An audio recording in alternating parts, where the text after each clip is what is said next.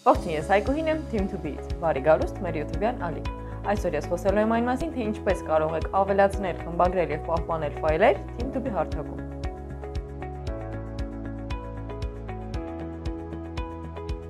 Եվ այսպես, գնում ենք իմ պահոցը բաժին եւ սեղմում ստեղծել թղթապանակ հատվածի։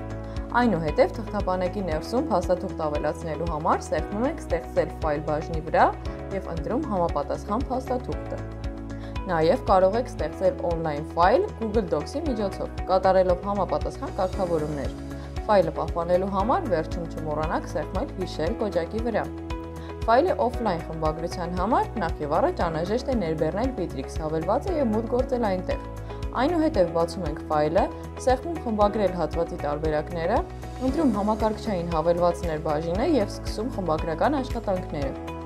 On-line ֆայլը խմբագրելու համար բացում ենք համապատասխան ֆայլը, խմբագրելու հատվածից ընտրում Google Docs հատվածը եւ խմբագրում այն։